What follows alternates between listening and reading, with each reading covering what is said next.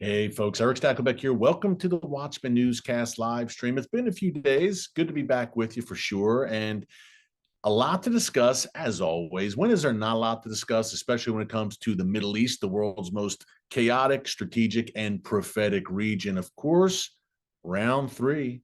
It's here. I believe it's going to be in Oman once again this weekend on Sunday, I believe. Round three of talks, nuclear talks between the United States and the Iranian regime. And there are rumblings that a deal may be close, a new Iran nuclear deal, and that's sparking major concerns in Israel, and for good reason. Now, Israel wants to make sure, obviously, if there is any new deal, that it resembles nothing like that disastrous Iran nuclear deal that Barack Obama agreed to back in 2015, which President Trump rightly and wisely pulled the United States out of in 2018. So, folks, I've said this all along.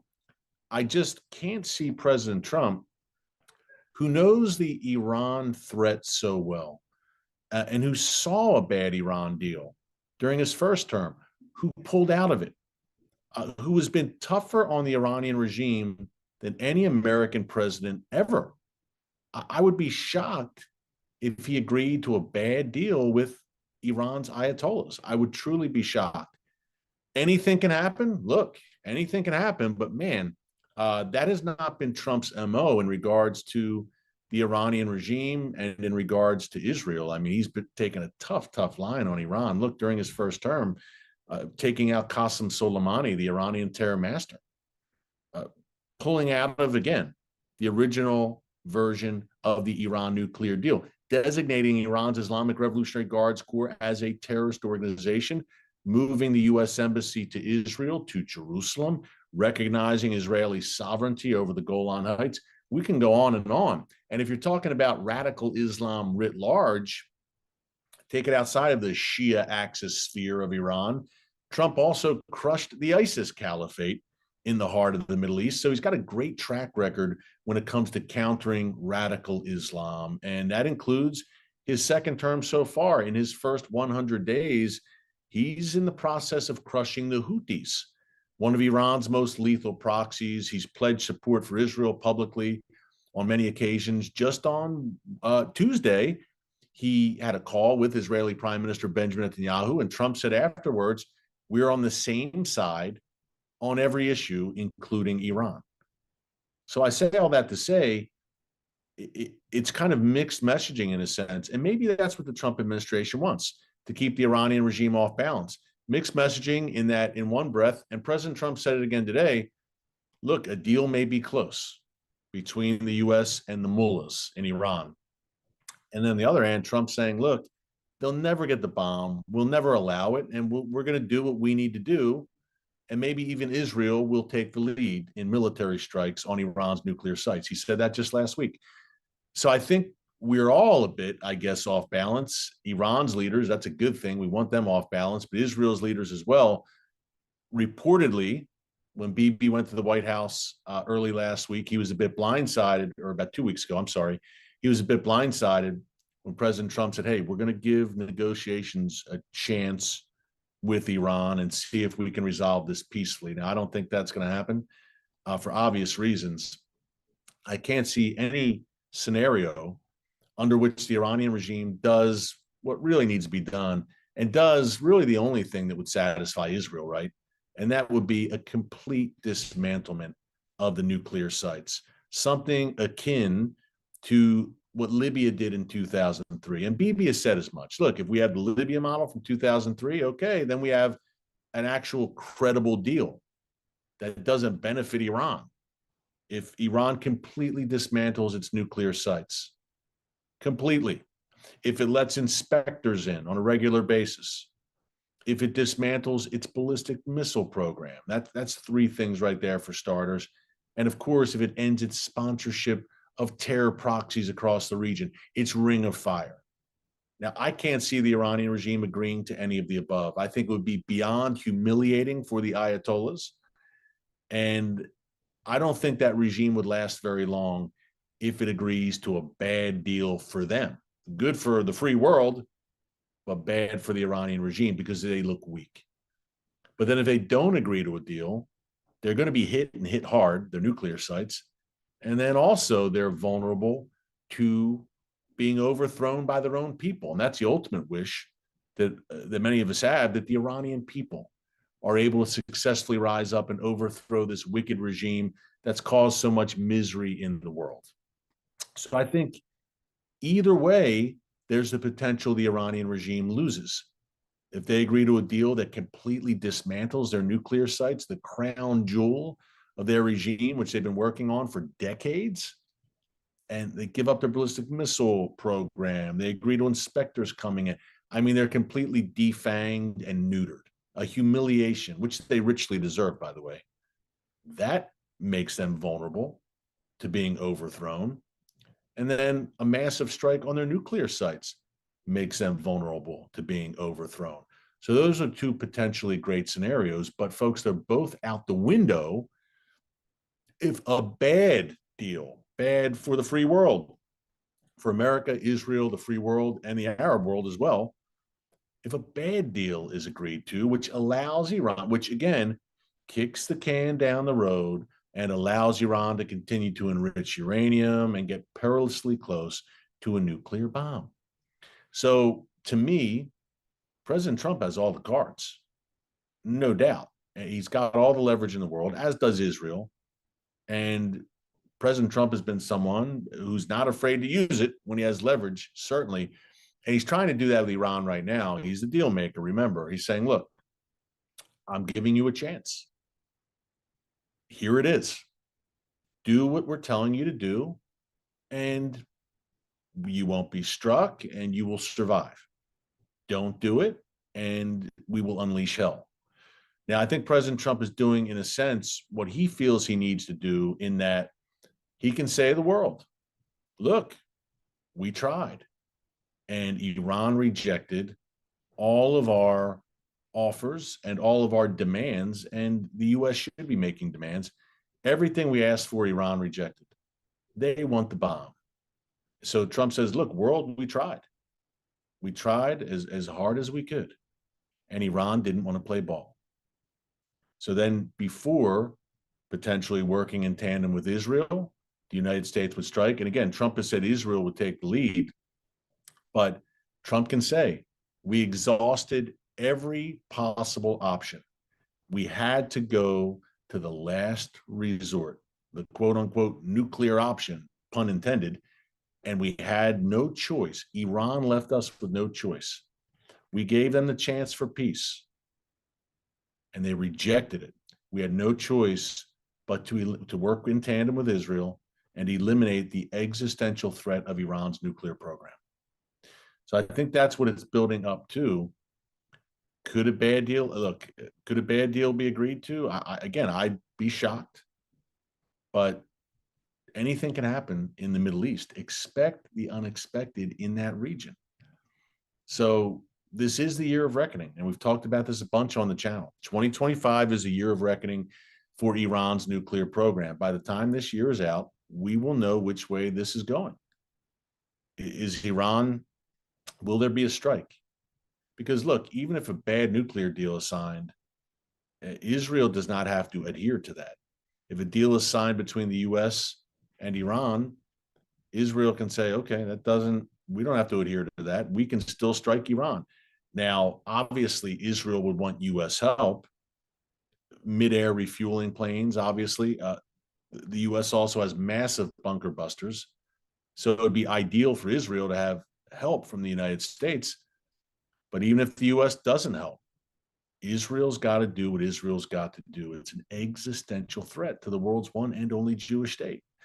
Which brings me, as we're talking about potential strikes, it brings me to what Iran is doing right now. Iran is doubling down. They're literally digging in advance of all this talk about a potential strike, whether it's Israeli solo or with the U.S., certainly Israeli. And Iran knows. Iranian officials have been saying this over the past few weeks. We know that Israel has plans on the table to attack us. And why wouldn't Israel?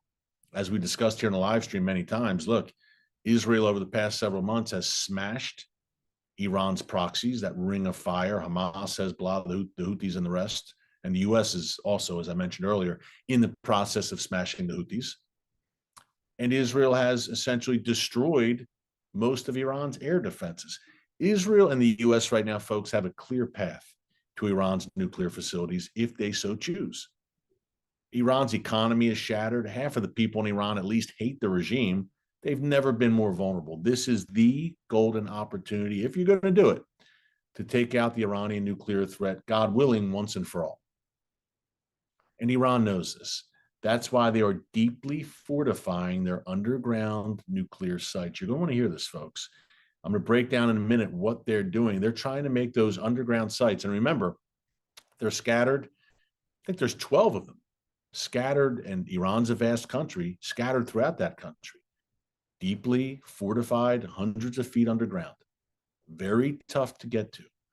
And Iran right now is trying to make it even tougher. Time is of the essence here on both sides. I'm going to break that down more and share with you what they're doing. Also, Syria joining the Abraham Accords, The new jihadi regime in Syria suddenly making flowery pronouncements and saying we'd be open to join the Abraham Accords. I'm going to break that down a bit for you as well. But before I do, quick reminder, if you like what you're hearing, current events, breaking news, mostly from the Middle East, but we hit a little bit of everything, but from an unapologetically biblical perspective, be sure to subscribe and click the notification bell so you get alerts every time a new video is posted. I mentioned Israel smashing that Iranian ring of fire. Israel fighting a war since October 7, 2023, fighting a war on 7 fronts. 7 fronts. Imagine that. This obviously has had profound effects on the people of Israel, people up north along the Lebanon border, people on the Gaza border, tens of thousands of Israelis evacuated and under fire. Iran alone has launched 500 projectiles at Israel over the past year. And that's where Magen David Adom comes in, our partner for today's live stream. They are Israel's emergency services system. And folks, you've heard me talk about Magen David Adom a bunch. This is an amazing organization. They respond to every terror attack, every heart attack, every car accident. When anything goes wrong in Israel, Magen David Adom first responders are the first ones on the ground. They are Israel's emergency first responders.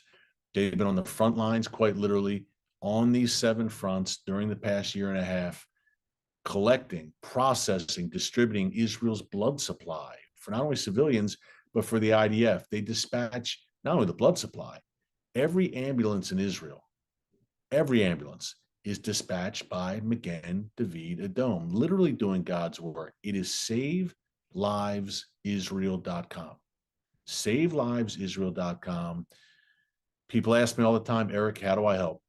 How do I help Israel? How can I bless Israel? I can't get to Israel right now. This is Israel's time of greatest need. How do I fulfill that biblical mandate laid out in Genesis 12:3 to bless the people of Israel? Magen David Adom, SaveLivesIsrael.com. Look, 90% of their EMTs, their paramedics, their first responders are volunteers. They're not, all they're getting out of this is the satisfaction of blessing and helping their fellow Israelis. And of all stripes, by the way, not just Jewish Israelis, Arab Israelis, everyone. Magen David Adom helps. It truly is an amazing organization. Right now, look, they need more ambulances. They need bandages, medical supplies. They're stretched thin, obviously, after a year and a half of war. SaveLivesIsrael.com. Support Magen David Adom. Support Israel's first responders for such a time as this. And look, we talk about for such a time as this. And that phrase originates in ancient Persia, modern day Iran. In the book of Esther, it was uttered by Mordecai. And it is the time of reckoning. And Iran knows it as well. Not just us on this channel, not just the United States and Israel, but the Iranian regime knows. And here's from the Times of Israel what's going on, how Iran is deeply fortifying, or at least trying to, those underground nuclear sites. From the Times of Israel, while Washington asserts that Iran's openness to a nuclear deal could prevent military confrontation, Tehran is ringing two deeply buried tunnel complexes with a massive security perimeter linked to its main nuclear facility amid threats of an attack by the US and Israel. Wow. So, this is satellite imagery from the Institute for Science and International Security that's been taken over the past few weeks. Tehran has not allowed UN nuclear inspectors access to these nuclear complexes, underground complexes. And it has raised eyebrows that they could be used to store Iran's stockpile of highly enriched uranium and undeclared nuclear materials and advanced centrifuges that could quickly be used to build a bomb. You don't say. Surprise, surprise. Iran has said that advanced centrifuges, and not to get too in the weeds with all the nuclear definitions and terminology, but this is important. The complexes are being built, these underground complexes, at depths much greater than Iran's deeply buried uranium enrichment facility at Fordo. That's one of their main nuclear sites. Remember, there's about 12 of them. Commercial satellite images taken about a month ago showed hardened entrances to these nuclear complexes. High wall panels erected along the verges of a road encircling the mountain peak. I mean, buried inside a mountain, and excavations for the installation of more panels that would fortify these sites. So it's ongoing construction at these complexes. And here's a money quote here, folks. The ongoing construction that is fortifying these underground nuclear sites seems to, quote, underscore Iran's rejection of demands that any talks with the US would lead to the total dismantlement of its nuclear program. I mean, look, there's no sign of dismantlement. They're fortifying, they're strengthening these facilities, not dismantling them. They're doing the exact opposite.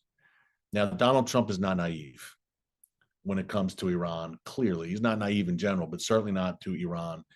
So it's going to be interesting what he does here. But again, a third round of talks this weekend. And I'll be eager to see where it's all going because, again, if I'm the Trump administration, I'm showing these satellite images to the Iranian negotiators and saying, through a third party, by the way, because these are indirect talks, I'm saying, what's this all about? We told you we want you to dismantle these sites, and you're building them up. You're fortifying them, not to mention your missile program. So endgame is approaching.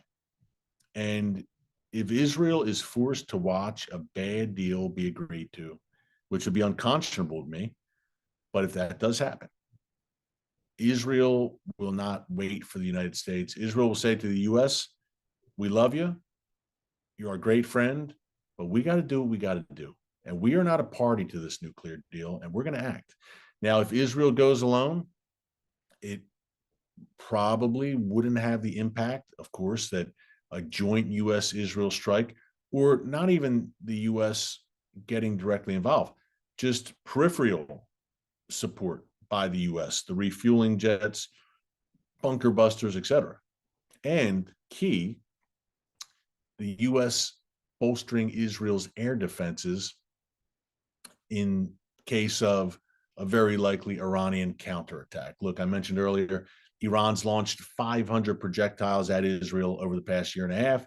You know that Iran's going to respond to any attack on its nuclear sites. But key caveat there, it no longer can lean on its ring of fire. And isn't that nice? Because before Israel smashed Hamas, smashed Hezbollah, and did a good chunk of the job on the Houthis as well, now the Trump administration's in there finishing the job, bashing the Houthis. Before Assad was overthrown, really, it was a ripple effect, thanks to what Israel did next door in Lebanon. Before all that, if Israel wanted to strike Iran's nuclear facilities, frankly, Israel thought twice. And they said, man, if we do this, we got to do this. But if we do, I mean, they're going to barrage us, meaning the ring of fire, with thousands upon thousands of rockets and missiles. It was a nightmare scenario. But of course, that Israel now is not facing, because that ring of fire has been largely defanged. They still have weapons and rockets, but they don't have the bandwidth they used to. I mean, they're a shell of themselves. We've talked about it a bunch here on the channel. But before, we knew all that, and Israel knew all that. But yet, Israel still said, you know what? The only thing worse than that, than the ring of fire igniting against us on all fronts and a war on all fronts, is a nuclear Iran. And they're right.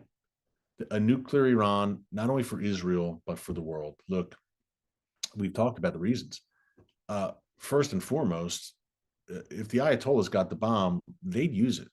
These are genocidal, apocalyptic fanatics who truly believe and mean what they say. That's number one.